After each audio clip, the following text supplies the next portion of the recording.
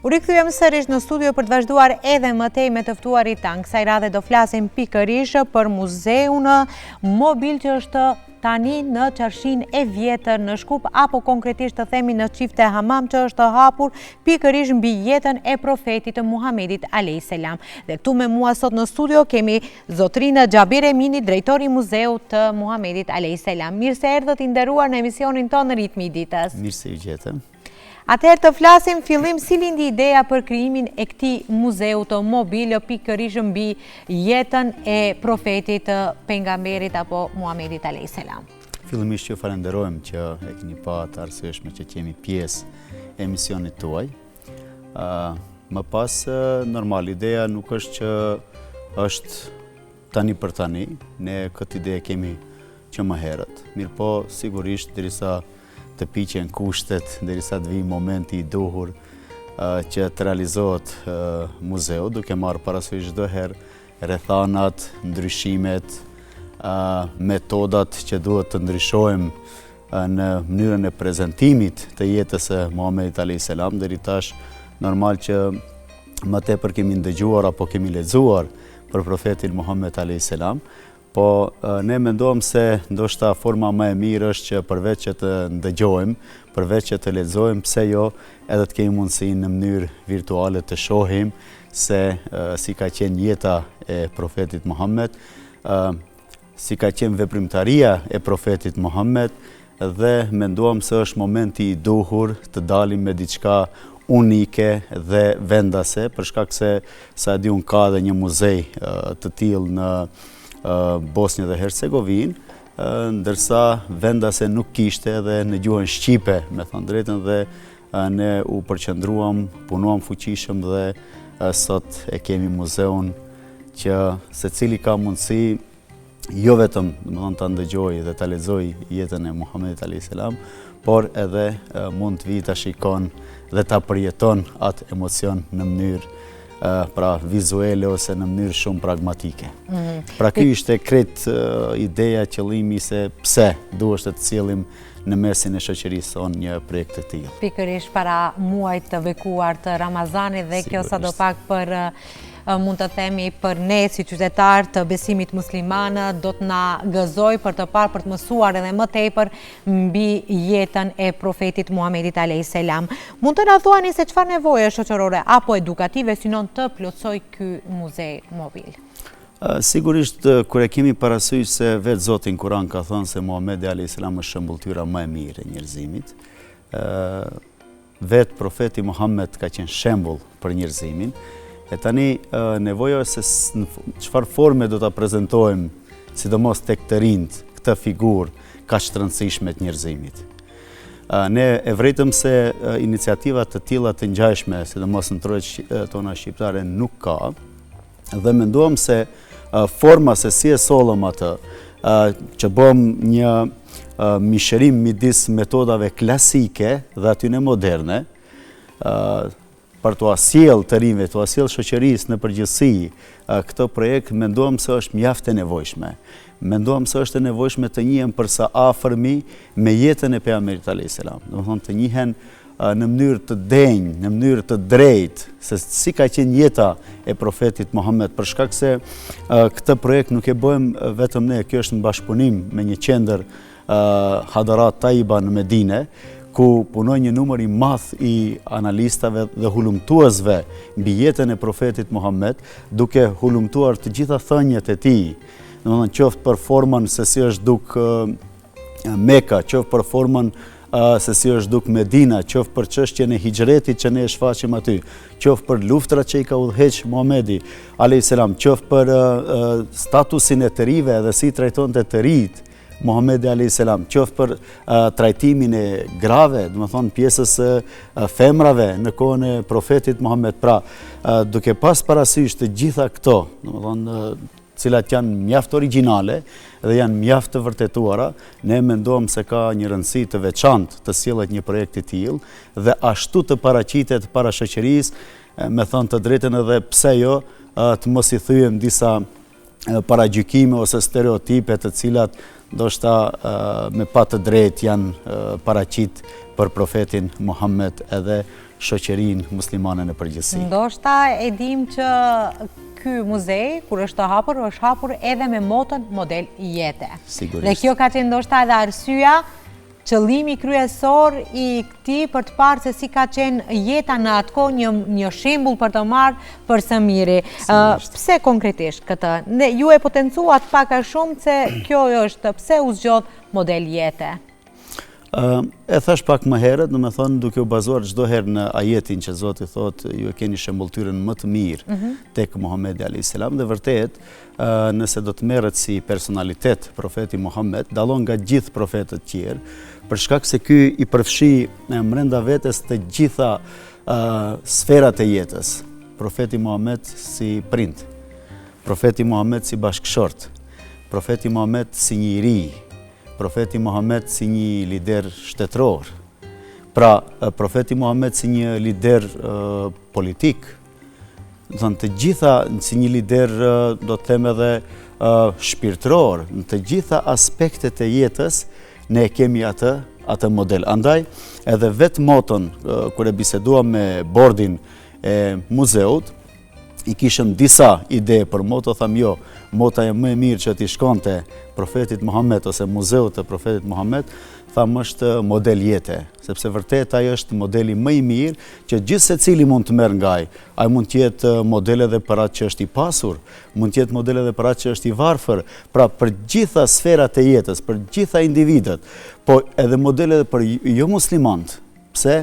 Për shkak se ai ka pas të gjitha sendet të misheruara, edhe me thënë të drejtën ai ka qenë i edukuar pi vet Zotit. Pra shkolla që e ka marrë ai ka qenë nga vet Zoti. Për atë edhe menduam se kjo ishte edhe motoja më e mirë, po edhe forma më e mirë për ta prezantuar profetin Muhammed alayhis salam. Dhe keni zgjedhur një motor shumë, domethënës. Atëherë mund të na thoni se çfarë e bën këtë muzej ndryshe nga muzejt të themi tradicional? Ajo që e bën më ndryshe është forma e misherimit të metodave klasike dhe moderne. Nëse besoj se ju keni qenë ishet në ditën e hapjes. Po, dhe pak materiali ka shkuar edhe ka qenë i disponuar për shikuesit. Sigurisht, ajo që e bën të veçantë, e para se kemi sjell një, do thonë, misherim të dy llojeve të metodave. Metodat klasike që mund se cilit vit të shikoj dhe të shohi se si janë përgatit maketat. Edhe ata shihen sikur me shku tjetësh në mesjet atëherë kur erdh Muhamedi alayhis salam. Ajo të çon në atë periudhë edhe fillon ta jetosh atë periudhë, sidomos kur bëhet interpretimi, kur bëhet spjegimi i maketave që i kemi përgatitur. Unë tash shfrytëzoj momentin që ju tregoj se maketat janë me material origjinal të Medinës, domethënë edhe dheu që është përdor aty, edhe ata drujt që janë përdor, po edhe ata gjethet e palmës që janë përdor, të gjitha janë origjinale. Edhe vetë ajo atmosferë që paraqitet nëpërmjet të maketave na kthen ndoshta në shekullin e 7 mbrapa dhe fillojmë ta jetojmë se si kanë jetuar ato njerëz në ata kushte. Edhe si kanë arritur, domethënë ndonjëherë nuk është e rëndësishme, mund të nxjerrim një mesazh, nuk është e rëndësishme ti kesh të gjitha kushtet edhe të bësh diçka. Ndonjëherë mundesh, domethënë kur e ke vullnetin, nuk ke shumë kushte, edhe ashtu arrihet. Edhe kjo është një model, një shembull që e bën njerëzit rreth profetit Muhammed edhe vet Muhamedi, pra si pejgamberi i Zotit. Kjo është e para. E dyta, e kemi të bashkangjitur edhe pjesën e banerave, të cilat prezantojnë në detaje çdo pikë strategjike të rëndësishme të qytetit të Mekës, të udhëtimit të pejgamberit alayhis salam nga Meka në Medinë, pra hijreti, siç e quajmë ne. Janë disa pika ku është ndalë profeti Muhammed që ne u shpjegojmë ato pika, dhe e treta që është edhe më e rëndësishme është pjesa e dokumentarëve. Kush dëshiron që të ketë, domethënë, më tepër njohuri ose më tepër detaje mbi gjithë atë që prezantohet nëpërmjet të maketave dhe nëpërmjet të pjesës së banerave, ka mundësinë të ndalet, janë 6 dokumentarë në 6 ekrane televizive, edhe mundet të ndalet të shikon detaje të cilat vërtet janë të rëndësishme. Pra, ajo që e bën të veçantë, nëse i kthehemi pyetjes që e bëhet në fillim, është mishërimi ose komponimi i metodave klasike me ato moderne. Ne kemi idenë që akoma më shumë ta zhvillojmë çështjen e muzeut, po këtë shpresoj që kur ta bëjmë ekspozitën tjetër, besoj se do të kemi edhe risi të tjera, të cilat do të jenë edhe ato mjaft të rëndësishme dhe mjaft interesante. Shpresojmë që në të ardhmen. Atëherë mund të na thoni se sa kohë do të jetë ky muzej mobil në qytetin e Shkupit? Sigurisht muzeun e hapën 26 janar, edhe do të jetë deri në 6 shkurt. Ideja ishte që jo shumë të zgjasim, sigurisht, po edhe të ketë një kohë optimale që të mundet të vizitohet nga vizituesit. Tjetë një kohë që vërtet nuk do të na bën presion në atë që dëshirojmë ta shfaqim në këtë muzej. Është i hapur çdo ditë, pra, domethënë deri në 6 shkurt është i hapur çdo ditë nga ora 10 deri në ora 6. Ajo që e bën të veçantë është se çdo ditë ka nga 2 prezantues, 2 janë paradite, 2 pasdite, domethënë 2 fillojnë në ora prej 10 deri ora 1, pastaj vijnë 2 të tjerë, normal të bashkangjyrë të shoqëruar pra nga aktiviste, të cilët janë aty për çdo nevojë të atyre vizitorëve që vijnë të na vizitojnë. Pra, ata që dëshirojnë të vijnë të na vizitojnë, e kanë të hapur deri në 6 shkurt, nga 10 deri ora 6 me 2 prezantues të cilët vërtet japin detaje dhe momente. Më të hollësishme për t'u informuar. Atëherë mund të na thoni, planifikoni që këtë muzej mobil të shkon edhe nëpër qytete tjera apo vetëm në Shkup? Sigurisht ideja është, po, sigurisht ideja është, domethënë që ky muzej të lëvizë jo vetëm në Maqedoni, por edhe në rajon dhe më gjerë, në diasporën shqiptare. Unë zbuloj këtu se kemi pas disa kërkesa, domethënë për ta bart muzeun, domethënë për ta çuar nga për shembull Shkupi në qytet tjetër, për shembull tash mund të përmend disa qytete, po politika jonë është që muzeu të shkojë vërtet në vende ku do të kenë mundësi ta shikojnë, ta vizitojnë njerëz duke fillu nga Kumanova deri në Struk, edhe normal, domethënë Preshef, Kosovë, Shqipëri është ideja të bartet muzeu të lëviz, pse jo edhe në diasporën shqiptare, fillojmë Zvicër, Gjermani, Austri, Itali, Francë, ku ka shqiptar, pra ideja është krejt që të njihen sa më mirë, në mënyrë të informohen, në mënyrë sa më dinjitoze mbi jetën dhe veprën e profetit Muhammed, gjithë ata të cilët kanë interes për këtë pjesë. Për këtë pjesë. Çfarë reagimesh keni marrë nga vizitorat që kanë vizituar pikërisht muzeun mobil mbi jetën dhe veprën e pejgamberit Muhamedit alayhis salam? Ajo që është e çuditshme, çdo njeri që hyj, ndoshta dikush nuk vjen për ta vizituar muzeun direkt, këtë them shumë sinqerisht. Ndoshta vjen turistat huaj, nuk e din. Futet brenda dhe pastaj thot çka ka këtu, e pata rastin para 2 ditë me një grup prej Anglie. Ata kishin ardhur ta vizitojnë çifte Amamin. Mirëpo kur ju tham, urdhroni mund vini ta shikoni, kemi një ekspozitë mbi jetën e profetit Muhammed. Edhe në fund, fjala e fundit e atij ka thonë, wow, unë se pas kam njeft këtë njeri kështu. Tjetri, domethënë mu që më ka ndodhur, domethënë për një tjetër turist flas, thotë unë kam ardhur, po unë e quaj këtë se s'kam ardhur sot, se dëshiroj të vi tash me familjen ose me shokët. Kjo ishte diçka e jashtëzakonshme. Gje kemi pas një grup prej Turqie, një burr plak, besoni edhe mu me emocionoj. Kur isha duke spjeguar se çfarë ndodh, domethënë ngjarjet që i kemi të paraqitura, prezantimin, e shikoj u ndalë dhe u largu pak anësh, u emocionu.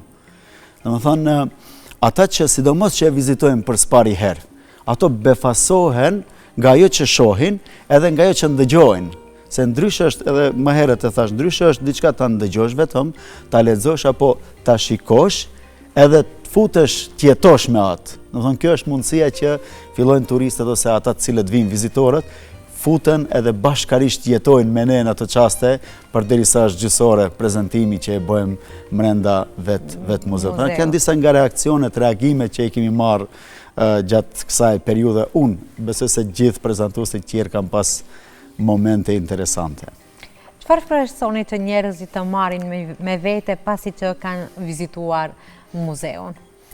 E para që dëshiroj unë të marrë njerëzit është ta thyen stereotipin mbi profetin Muhammed. Edhe besoj se gjithë secili që vjen ta vizitoj, nëse ka pas një pikë dyshimi për diçka, domethënë ata të cilët flas tani jo ata që janë shumë musliman, shumë besimtar, po ata të cilët kanë pas ndoshta ndonjë pikë dyshimi në një pikë që ne e prezantojmë ose të jetës profetit Muhammed, unë jam i bindur se ata kur dalin, thash edhe ai anglezi, po edhe maqedon që vinë edhe shumë të tjerë që nuk janë musliman, na thonë, ne nuk e kemi njohur kështu profetin Muhammed. Ndërsa, ata që janë musliman, ne e shpresojmë se vërtet që e përmendet vjen muaj Ramazanit, është një moment që të mbushin shpirtin e tyre me dritën e asaj që e shohin nga jeta e profetit Muhammed dhe të dalin më të fuqishëm edhe më të përgatitur qoftë për muajin Ramazan, po qoftë edhe ta kenë si model jete gjatë gjithë jetës së vet se ka çka marrin nga profeti Muhammed.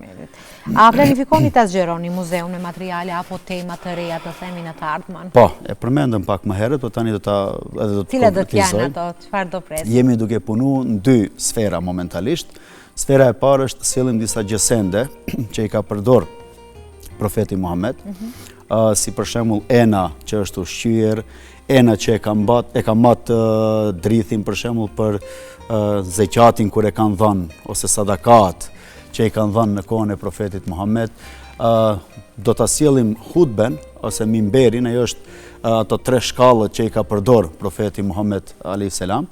Po ashtu jemi duke punuar tash kjo ishte pjesa klasike, ndërsa në pjesën moderne jemi duke punuar që të sjellim VR opsion, realiteti virtual që quhet.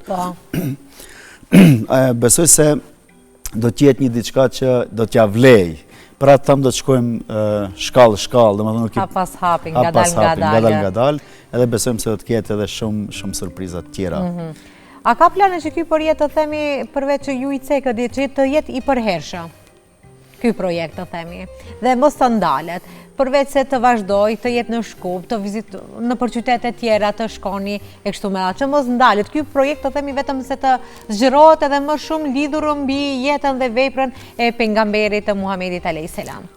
Ne nuk duam të premtojmë, por ju gazetarët tash kjo është një lëvdat që bëj, do të shkoni avash edhe si hap pas hapi edhe ne si ju me ato projektet e ju edhe ne me pyetjet. Ideja është që faza e dytë e projektit të jetë projekt statik, jo mobil, edhe të ketë një vend ku do të shfaqet jeta e profetit Muhammed. Unë jo më larg se para 3 javësh kam vizituar për së dyti herë muzeun që është në Mekë, domethënë kush shkon i viziton këto vende, e kisha këshilluar që në asnjë mënyrë mos e lën pa shku ta viziton muzeun që është tek Saat Kulla ose afër Qabes, është në katin e 3, dhe aty mund të shikojsh diçka të jashtëzakonshme. Po këtë ta mundson hapësira. Edhe kur të fillosh të investosh, domethënë në një hapësirë, aty fillon të investosh edhe i le sendet tek vendi. Ndërsa forma kështu që është mobile nuk ta lejon këtë luks, do të them, pse se do t'i barti sendet. Tashme i bart, tash unë të qesh në Zvicër, është shumë vështirë të barti shumë sende, mirë po, ideja jonë është që ta kemi një qendër këtu në Shkup, fritet për Shkupin, nëse ishte mundësia, ndoshta edhe pjesa e Qarshis, është pak më klasike, edhe është pak më e vjetër, do të them kështu, edhe që i përshtatet. Është një vend turistik që vizitohet nga gjithkush. Sigurisht.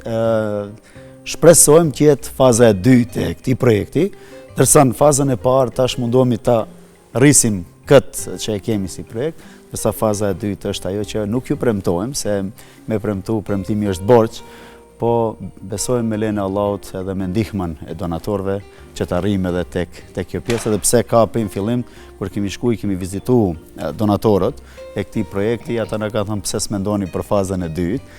Ajo është e menduar, po shpresojmë që të vim avash tek kjo fazë. Tek kjo fazë. Sa keni mbështetje të themi nga komunat, por edhe nga institucionet të kompetente të themi lidhur me realizimin e këtyre projekteve?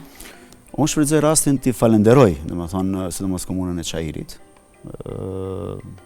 Galerinë e Arteve, drejtorin e Galerisë së Arteve, po edhe shumë donatorë të tjerë, të cilët kur kemi përmend projektin, nuk e kam bë dy herë fjalën, domethënë edhe vërtet kanë thënë çka mendoni se duhet që ndihmojmë, ne jemi këtu. Edhe vërtet kjo ka qenë një satisfakcion për ne si organizator, kur e din se kemë mbështetje të institucioneve, kemë mbështetje të njerëzve dashamirës, të kulturës, të artit, se dhe art është kjo nëse me fjalë tjera mund të quhet. Vërtet jemi të kënaqur nga ajo se si na kanë prit deri tash për këtë projekt, pra për Muzeun Mobil të Muhamedit alayhis salam. Pikërisht, dhe në fund cili do të ishte vazhdoni, mund vazhdoni. Edhe një sendesh atë, do thonë vetë TVM-ja, këtu shtëpia më e madhe mediatike që është në Maqedoni, edhe ju, do të thonë, kjo është një falenderim që ju bëj këtu drejt për drejti, në emision, la përcollo atë ditë ishit prezent aty. Pikërisht, ne jemi këtu kur bëhet fjalë për ngjarje madhështore, pse jo mos i ndjekim.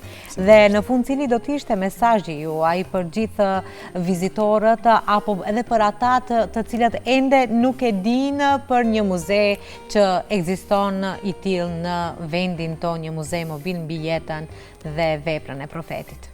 Ju them të gjithë mos hezitoni, ejani, vizitojeni muzeun, është i hapur për të gjithë, domethënë është pa pagesë, nuk paguhet asgjë, të hyet të shihet, dhe njihuni përsa afërmi me jetën dhe veprën e profetit Muhammed.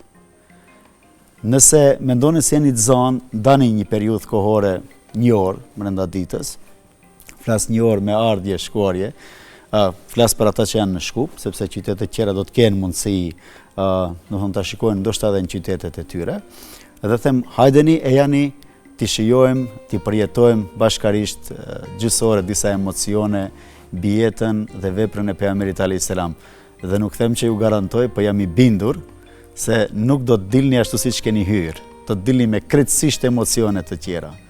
Do të jeni shumë më të emocionuar, shumë më të motivuar, do të jeni shumë më të plotësuar shpirtërisht. Pra parat ju bëj apel të gjithëve, të ndajnë kohë, do të jetë deri në 6-in, siç e përmendëm pak më herët, 6-in shkurt, pra edhe 9 ditë nëse nuk gabojmë, janë të mirëseardhur gjithë që t'i përjetojnë të paktën këto emocione që i kemi aqe dhe i ndajmë bashkë me gjithë vizitorët. Faleminderit edhe një herë për gjitha këto informacione më të detajuar që i dha të lidhur me Muzeun Mobil mbi jetën dhe veprën e profetit Muhamedit alayhis salam. Edhe një herë ju falenderoj që ndat kohë pikërisht për emisionin tonë që dha gjitha këto informacione. Shumë faleminderit edhe juve Rejhane, bashkë me televizionin tuaj dhe emisionin tuaj. Shpresojmë që të shihemi edhe në evente të tjera. Edhe këtë jemi të bindur se do të na ndiqni edhe në vende tjera kur do të jemi. Shpresojmë në të ardhmen të shihemi në muzeun statik, ashtu siç i planifikoni, të ju bëhen ato ëndrat realitet, ju themi. Do të them amin, inshallah, nëse ishte lutje kjo, inshallah Zoti e pranon dhe inshallah do ta kemi edhe muzeun statik realisht. Shpresojmë. Atëherë shikues të nderuar, unë edhe një herë apeloj nga këtu nga studio që mund të shkoni të vizitoni çdo ditë Muzeun Mobil që është i hapur deri në orat 18 në mbrëmje dhe ju mund të vizitoni dhe mund të mësoni diçka më tepër lidhur me veprën dhe jetën e profetit të Muhamedit alayhis salam, i cili do të jetë i hapur deri më 6 shkurt. Atëherë shfrytëzojeni kohën dhe mund të vizitoni dhe do mësoni shumë gjëra.